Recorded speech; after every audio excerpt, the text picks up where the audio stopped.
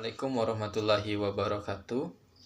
Baik, sebelumnya perkenalkan, nama saya Fitra Andika dari Prodi Administrasi Publik dengan nomor pokok mahasiswa 23050050. Pada kesempatan saya kali ini, saya akan sedikit membahas mengenai analisis kebijakan publik.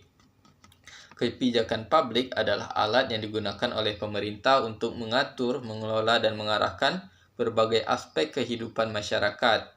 Nah, kebijakan publik ini juga memiliki tujuan dan metode.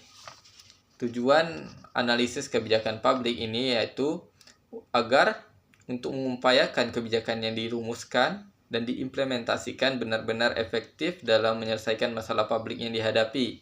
Beberapa tujuan utamanya seperti yang pertama ada mengidentifikasi masalah kebijakan.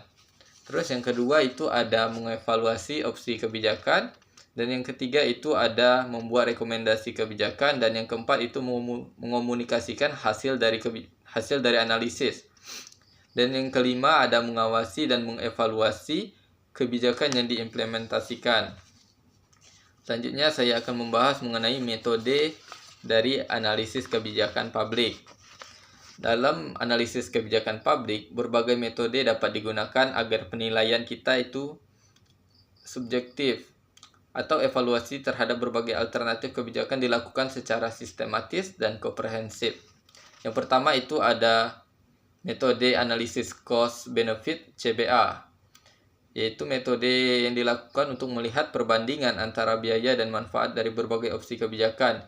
Yang kedua ada analisis cost effectiveness atau CEA, yaitu metode ini digunakan untuk manfaat dari berbagai opsi kebijakan diukur dalam satuan yang sama tetapi biayanya berbeda. Terus yang ketiga itu ada metode analisis resiko atau RA, yang digunakan untuk mengevaluasi potensi resiko yang mungkin timbul dari berbagai opsi kebijakan. Yang keempat ada analisis multi kriteria atau MCA. Metode ini mempertimbangkan berbagai kriteria untuk mengevaluasi opsi kebijakan. Yang kelima ada analisis dampak atau IA. Metode ini digunakan untuk menilai dampak dari berbagai opsi kebijakan terhadap berbagai aspek kehidupan masyarakat. Yang keenam ada Analytic Hierarchy Process atau AHP. AHP ini adalah metode pengambilan keputusan yang mengurai masalah kompleks menjadi beberapa komponen yang lebih sederhana dan mengevaluasinya secara hierarkis. Yang ketujuh itu ada analisis SWOT, Strengths, Weakness, Opportunities, dan Threats. Yang kedelapan itu ada analisis stakeholder SA, yang dilakukan dengan mengidentifikasi dan menganalisis kepentingan dari berbagai pihak yang terlibat atau terpengaruh oleh kebijakan yang akan diterapkan. Yang kesembilan sekaligus terakhir ada evaluasi ex ante dan ex post. Ex ante ini dilakukan sebelum kebijakan diimplementasikan untuk menilai potensi efeknya. Sedangkan ex post itu dilakukan setelahnya untuk melihat hasil